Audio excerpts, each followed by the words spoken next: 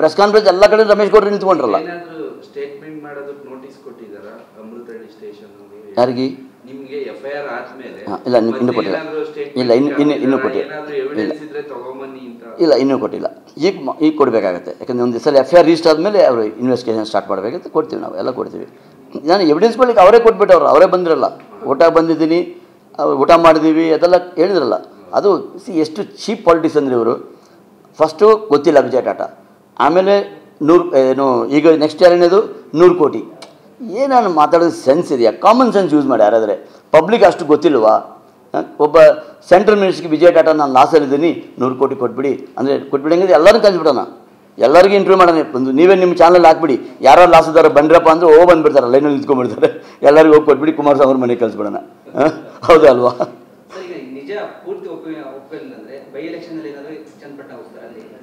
ಏನು ಹೇಳಿ ವಾಪಸ್ ಹೇಳಿ.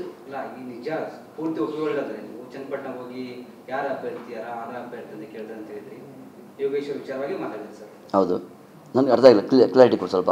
ಸರ್, ಚನ್ನಪಟ್ಟಣಕ್ಕೆ ಹೋಗಿ ನಾನು ಪ್ರಚಾರ ಮಾಡ್ತೀನಿ, ಎಗೇನೆಸ್ಟ್ ಪ್ರಚಾರ ಮಾಡ್ತಾ ಇಲ್ಲ.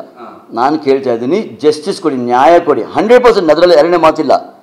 ವಿಜಯ್ ಟಾಟಾ ಹೇಳಿದ್ರೆ ಮಾಡೇ ಮಾಡ್ತಾನೆ. ಇದು ಫೈಟ್ ಮಾಡಿದ್ವಿ ಇಲ್ಲಿವರೆಗೂ. ಇಲ್ಲಿವರೆಗೂ ನಾವು ಸುಮ್ಮನೆ ಇದ್ದೀವಿ.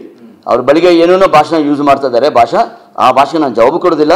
ಬಟ್ ಆದರೂ ಹೇಳ್ತಾ ಇದ್ದೀನಿ, 100% ಚನ್ನಪಣ್ಣ ಪ್ರತಿ ಮನೆಗೆ ಹೋಗ್ತೀನಿ, ಪ್ರತಿ ಮನೆ ಬಾಗಿಲು ತಟ್ತೀನಿ, ನ್ಯಾಯ ಕೇಳ್ತೀನಿ.